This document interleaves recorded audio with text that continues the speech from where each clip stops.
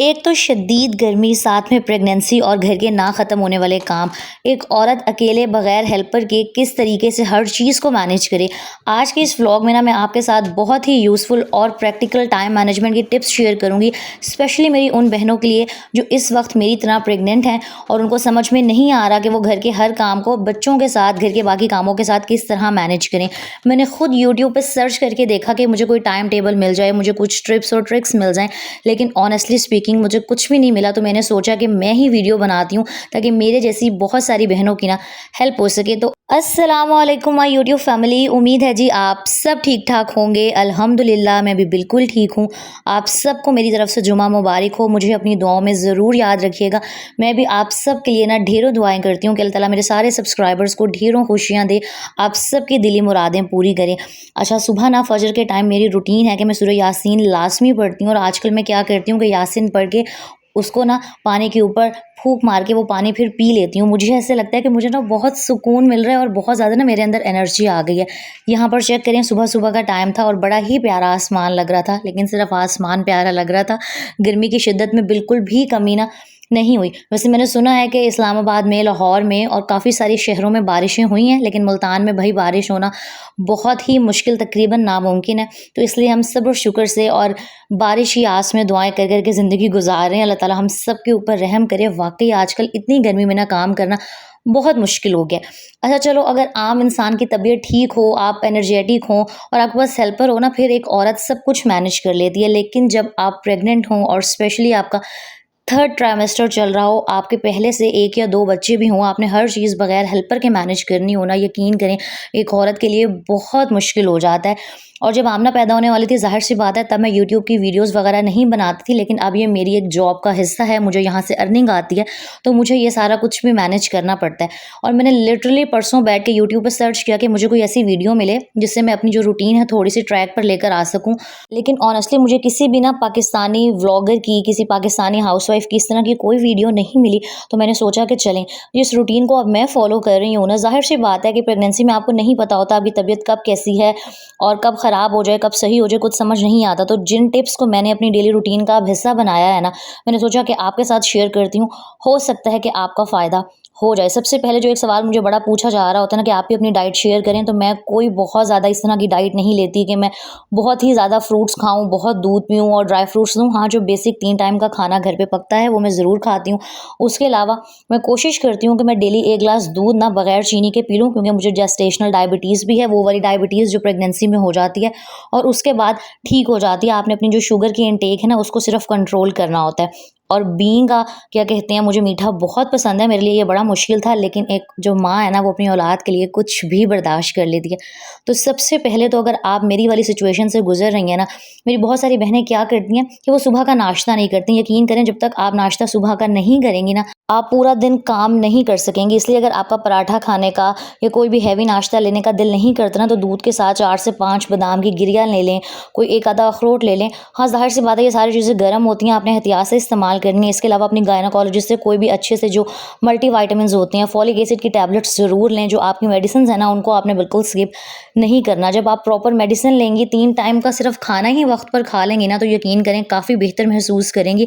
खैर, पहले के जो 6 साढ़े 6 महीने होते हैं ना, वो तो फिर भी जैसे-तैसे करके गुज़र जाते हैं। मेरा पहले 2 मंथ 3 मंथ्स तकरीबन काफ़ी मुश्किल थे। बीच में फिर प्रेगनेंसी काफ़ी आसान हो गई थी और मैं काम-शाम कर लेती थी। लेकिन अब जैसे ही मेरा थर्ड ट्राइमेस्टर स्टार्ट हुआ है, मेरी एनर्जी लेवल्स बिल्कुल ज़ीरो हो गए हैं। मुझे कुछ समझ नहीं आ रहा होता। कभी-कभी तो मैं बड़ा ही एनर्जेटिकली हर चीज़ मैनेज कर लेती हूँ, लेकिन अक्सर ऐसे होता है कि कुछ भी करने का दिल नहीं चाह रहा होता।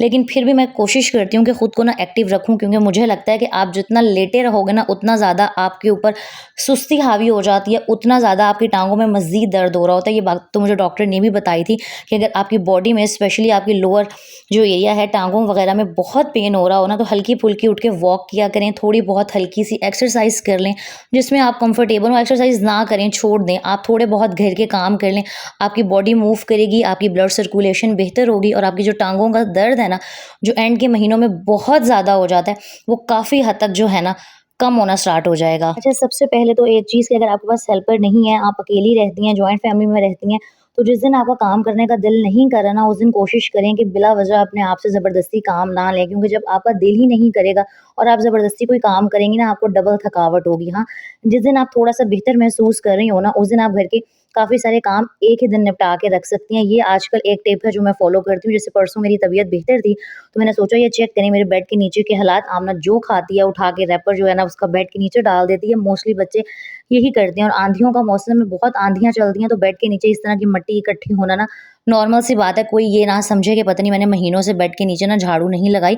मैं हर हफ्ते 10 दिन बाद लगा लेती हूँ। बाकी ज़्यादा नीचे मेरा हाथ जा नहीं रहा था, तो जितना मुझसे बाहर कचरा निकल सका था ना, मैंने निकाल लिया था। अच्छा, कोशिश करें कि जब इस तरह की डीप क्लीनिंग वाले काम करें जिसमें बहुत ज़्यादा मिट्टी वगैरह उड़ रही हो ना, तो पहले जो सारा आपने कूड़ा इकट्ठा किया है, उसको आप डस्टबिन में डाल दें, बजाय इसके कि आप उसको पूरे कमरे में फैलाएँ। फिर आपको ना बहुत ज़्यादा डबल ही मेहनत करनी पड़ेगी। और अगर आपके घर हेल्पर आती है ना, तो आपको एक मशवरा ये ज़रूर दूँगी कि आजकल स्पेशली क्योंकि पंजाब में बहुत आँधियाँ गर्मियों में चलती हैं, तो बेड के नीचे हो गए, सोफ़ों के नीचे और इस तरह के जो छुपे हुए कॉर्नर्स होते हैं ना, जहाँ हम डेली बेसिस पर सफाई नहीं कर रहे होते, वहाँ बहुत मिट्टी इकट्ठी हो जाती है।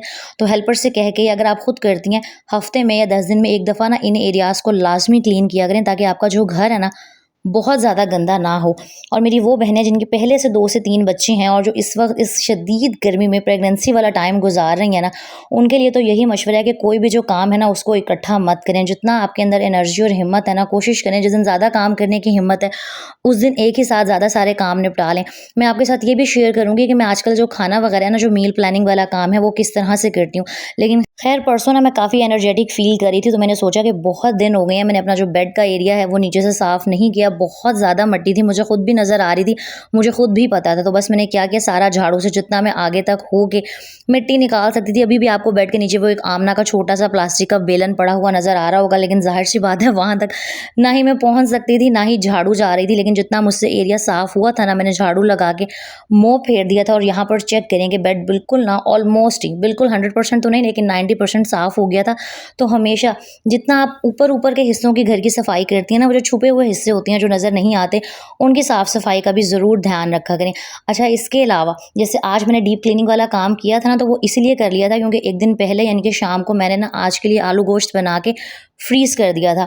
मुझे पता होता है कि अगर मैं एक दिन बहुत सारे काम करूँगी ना, मैंने खाना भी बनाना है, मैंने सफाई भी करनी है, मैंने कपड़े भी धोने हैं, तो मैं बहुत ज़्यादा एग्ज़ॉस्ट हो जाऊँगी, बहुत ज़्यादा थक जाऊँगी, और ऑनेस्टली आजकल इतनी हिम्मत होती भी नहीं है। तो आज बेसिकली कमरे की डीप क्लीनिंग करने का रीज़न ही यही था कि एक दिन पहले ना मैंने सालन बना के फ्रीज़ कर दिया था। तो इसी तरीके से आप ना मैनेज करके अपनी लाइफ़ को थोड़ा-सा आसान और क्या कहते हैं, टाइम को आसानी से मैनेज कर सकती हैं कि एक दिन पहले आप या तो खाने की प्रिपरेशन करके रख लें, और नेक्स्ट डे ना फिर जब आपके अंदर हिम्मत हो तो आप डीप क्लीनिंग कर लें। या अगर आपने शाम में डीप क्लीनिंग की है, तो फिर सुबह नेक्स्ट डे आप सफाई को स्किप करें और सिर्फ जो खाना है ना, वो बनाएँ। अगर आप कोशिश करेंगी ना कि आप हर काम कर लें, तो नहीं किया जाएगा, आप बहुत ज़्यादा थक जाएँगी। और ऑनेस्टली आपने खुद अपना ख़्याल रखना है, और जो इस दुनिया में आपकी औलाद आने वाली है ना, वो अल्लाह ताला की बहुत बहुत बड़ी नेमत है। कितने सारे लोग ऐसे हैं जो इस नेमत के लिए ना तरसते हैं। तो मुझे पता है कि इस सिचुएशन में इंसान, एक तो फिज़िकल बॉडी में बहुत सारे चेंजेस आ रहे होते हैं, और इमोशनली भी इंसान कभी-कभी ऐसे होता है कि बिला वजह का रोने का दिल चाह रहा होता है। समझ नहीं आ रही होती कि आप जो महसूस कर रही हैं, वो अगले इंसान को किस तरह से एक्सप्लेन करें, और आप किसी को एक्सप्लेन कर भी नहीं सकते। जो सिचुएशन, जो टाइम आपके ऊपर आया हुआ है, जिस हालात से आप गुज़र रही हैं, जो कुछ आप फ़ेस कर रही हैं ना, आप जितना मर्ज़ी रो लें या किसी को समझा लें, आप नहीं समझा सकेंगी। ख़ैर, सालन एक दिन पहले बना हुआ था, मैंने सिर्फ़ पेड़े करके ना तंदूर पे भिजवा दिए थे। इस तरीके से ना मैं अपने ऊपर कोई एक्स्ट्रा बोझ नहीं डालती। और सुबह ना मैंने साथ ही मशीन ऑन कर दी थी, तो सिर्फ़ कपड़ों का एक ही चक्कर था, वो भी वॉश हो गए थे। और लास्ट टाइम ना मैंने कहा था कि हमेशा मशीन को साफ़ करके रखा करें, लेकिन कुछ बहनों ने फिर मुझे बताया कि आप ये जो बटन्स वाला एरिया होता है ना, यहाँ पर पानी नहीं डालते, कोशिश किया करें हल्का सा गीला कपड़ा फेर दें। तो इस तरीके से ना पॉजिटिव फीडबैक से आप दूसरों की इस्लाह करते रहा करें, बजाय इसके कि आप सिर्फ तनकीद ही करें। आप लोगों के कमेंट्स से मैं भी बहुत कुछ सीख रही होती हूँ, तो आपने भी मेरे वाली गलती नहीं करनी कि आपने बटन्स को पानी से वॉश नहीं करना। बाद में मैंने भी सोचा बिजली की चीज़ है, बटन्स मेरे ख़राब हो जाएंगे। अच्छा, एक और काम जो आजकल मैं स्पेशली कर रही होती हूँ, कि जैसे मैंने बताया कि जिस दिन मुझे लग रहा होता है ना कि बॉडी के अंदर इतनी जान है, इतनी एनर्जी है कि मैं ज़्यादा काम कर लूँगी, तो जैसे आज मैंने डीप क्लीनिंग की थी, तो कभी कभी जब भी मेरे पास टाइम होता है ना, तो मैं कोई एक आधा खाना जो है ना, या तो वो हाफ़ डन करके फ्रीज़र में रख लेती हूँ या पूरा ही बना के रख लेती हूँ। जैसे यहाँ पर ना कोई 4-5 बजे का टाइम था, आजकल दोपहर का टाइम काफ़ी लंबा होता है और दोपहर अक्सर नींद भी नहीं आ रही होती, और इस हालत में तो वैसे ही नींद जो है ना कहीं कोसों दूर चली जाती है। तो मैंने सोचा कि ना ये थोड़ी-सी रवा की दाल पड़ी हुई है, मैं इसको बना के ना फ्रिज में रख लेती हूँ और जब ज़रूरत होगी गरम करके ना हम इस्तेमाल कर लेंगे। तो बस यहाँ मैं रवा ही बनाने लगी थी। और जो ये वाली आदत है, ये वाली टिप है ना, ये उन बहनों के लिए भी काफ़ी यूज़फुल होगी जिनके वो ऊपर-नीचे के बिल्कुल बच्चे हैं और जिनके अंदर साल-साल का, सवा-सवा साल का डिफ़रेंस है। अक्सर मुझे कमेंट्स आ रहे होते हैं, आप ही 3 से 4 बच्चे हैं, बहुत तंग करते हैं, समझ ही नहीं आती कि कामों को किस तरह मैनेज करें। तो भई जो घर के बाकी काम है ना, झाड़ू, पोछा, बर्तन, कपड़े, वो इंसान फिर भी जैसे-तैसे करके मैनेज कर लेता है। लेकिन सबसे ज़्यादा जो हमारे सरों पे एक तलवार सुबह उठते ही लटकती है ना, वो ये कि दोपहर को क्या बनाना है। तो जब भी कोशिश करें, बच्चे सोए हुए हैं और या आपके पास थोड़ा-सा फ्री टाइम है ना, तो खाने की प्रिपरेशन करके लाज़मी रख लिया करें। यकीन करें, इस एक आदत की वजह से ना आपकी रूटीन में बहुत चेंज आएगा और आप बहुत हद तक स्ट्रेस फ्री हो जाएँगी। और दूसरी, जैसे मैंने बात की कि प्रेगनेंसी में ना सिर्फ़ एक औरत के अंदर फ़िज़िकल चेंजेस नहीं आते, सिर्फ़ उसका वेट नहीं गेन हो रहा होता, उसकी स्किन ख़राब नहीं हो रही होती, उसके साथ-साथ ना एक औरत बहुत ज़्यादा इमोशनल भी हो जाती है। अक्सर आजकल मेरे साथ भी ऐसे होता है कि मुझे बगैर वजह के रोना आ रहा होता है, कभी-कभी मुझे इतना ज़्यादा गुस्सा आ रहा होता है।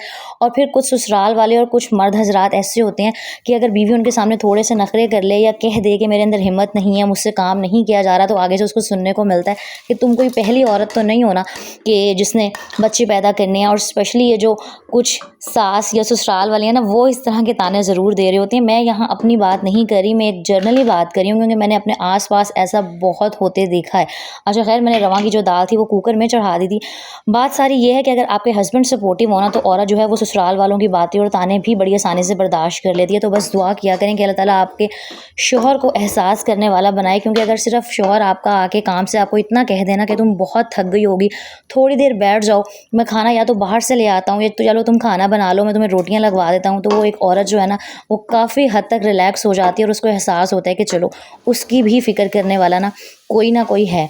और अगर फिर भी आपके जो हस्बैंड हैं या आपके जो ससुराल वाले हैं या जो आपके इर्द-गिर्द के लोग हैं वो आपका एहसास नहीं करते, तो भई आप लोगों को ना ज़बरदस्ती कह कह के एहसास नहीं करवा सकते।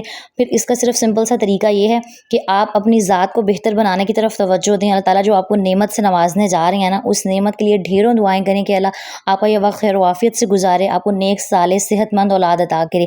बाकी यासीन को अपनी रूटीन का हिस्सा लाज़मी बनाएँ।